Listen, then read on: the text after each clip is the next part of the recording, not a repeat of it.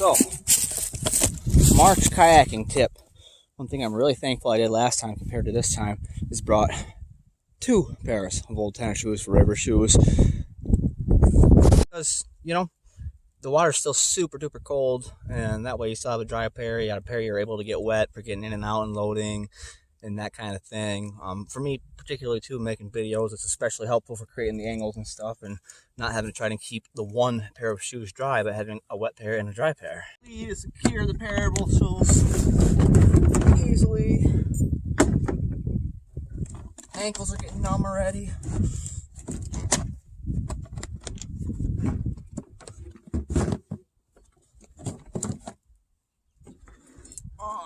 But yeah, getting the bungees onto the kayak is a lot easier with a little water under it.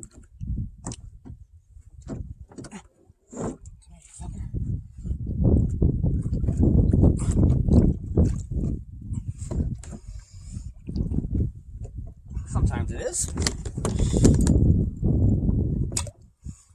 we go.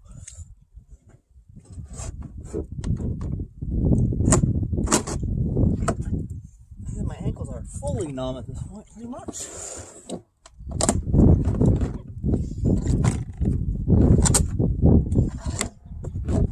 But that's not going anywhere.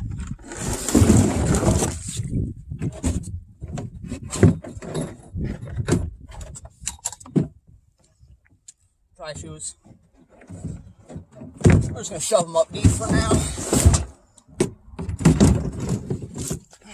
This journey begins. The wind down in town and River Valley territory didn't seem too bad compared to up on tops of hills, but unfortunately it's directly blowing at me, so having to pretty much paddle to be able to move. Not necessarily anticipated, but great for staying warm. Do have a hoodie ready outside of the dry bag, plus a full outfit hoodie included in the dry bag, just in case.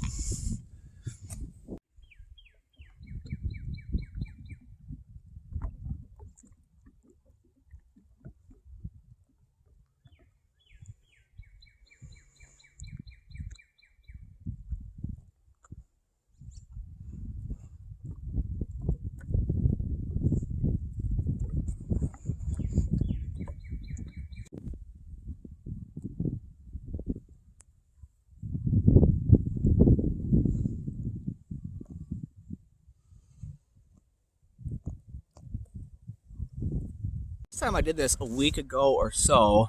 At this fork I went right, and that was where my first sandbar stop was, right there, and then it turned into like a 4-spot oasis on the other side of this island.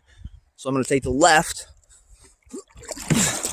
on this option, and it looks like it could potentially lead to a spot where you might get a little stuck and have to get out and put your feet in the water, but which is fine because I'm looking to land shank and rock hunt the space of this general coverage of earth. I did not point my eyes heavily focused at the ground looking for agates in the past. I will do now.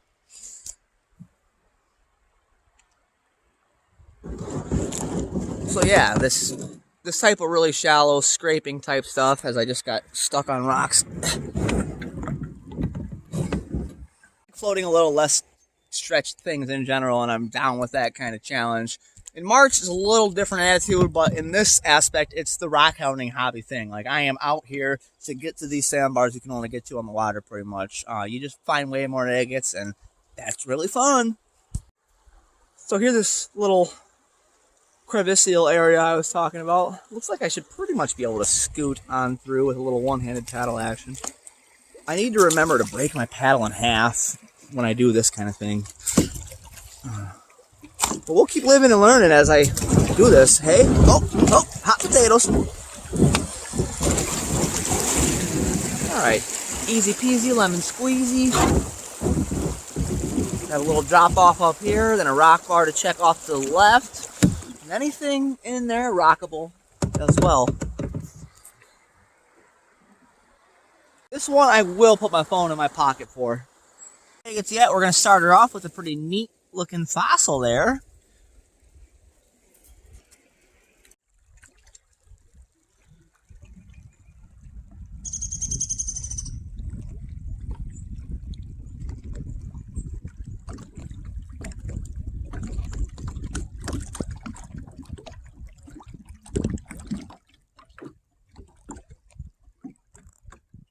That's some kind of critter hole. It'd be cool to see a water gerbil come spurting out. I can't tell if that's animal behavior there. Right next to it, it makes me think it might be a slice pop or some oysters or some beavers or something. Alright, pulling in for my second rock hunting stop here. Cool spot. Got another kind of shiner. Kind of your shiny coral fossil type stuff that'll get tossed on the little fire pit that gets fossil keepers that aren't at home keepers but are now definable as worthy enough to pick up and add as decoration to the fire pit at the cooking spot. Nothing keeper worthy, but kind of neat. What was that thing? An oil pan for a Matchbox 20? Maybe not. I don't know.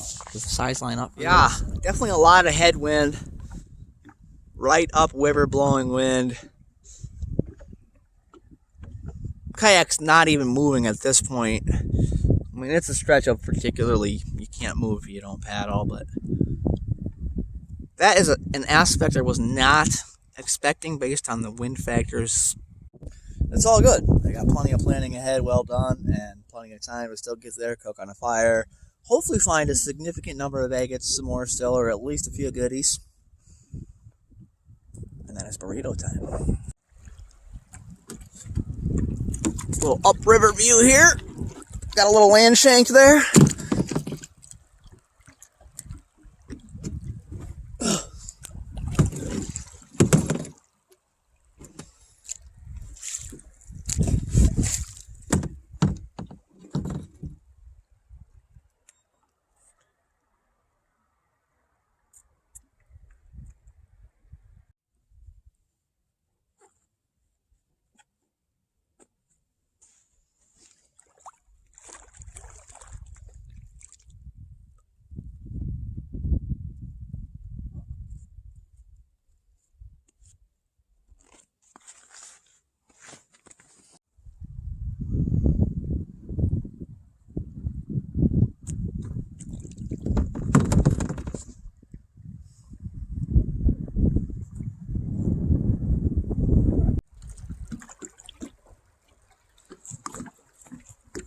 Deer. Deer bunkle. Geese bunkle.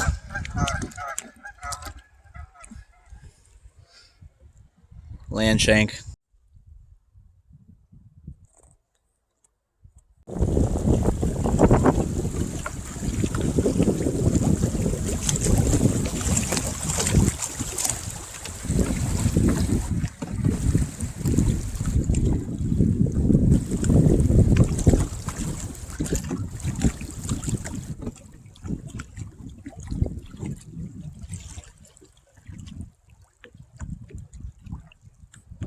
All right, made it to my cooking spot.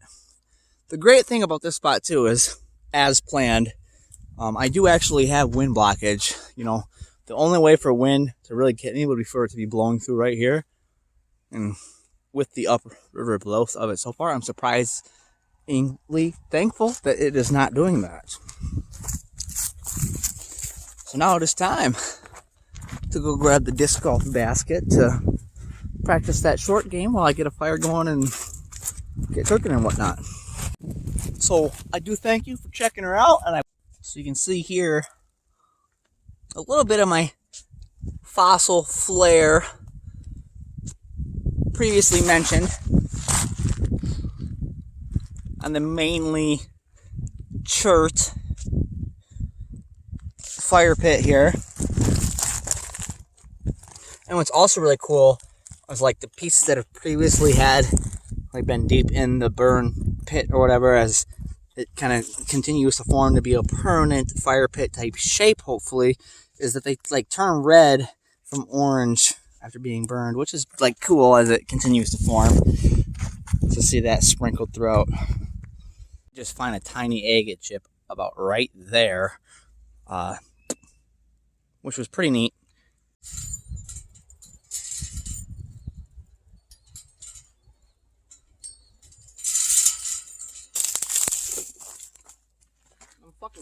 spurs, I'll tell you what, they cockle.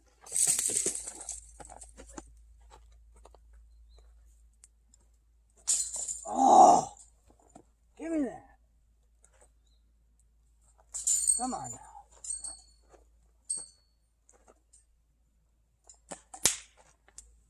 Fucker. Woo! Thought that one was going in. Another fossil.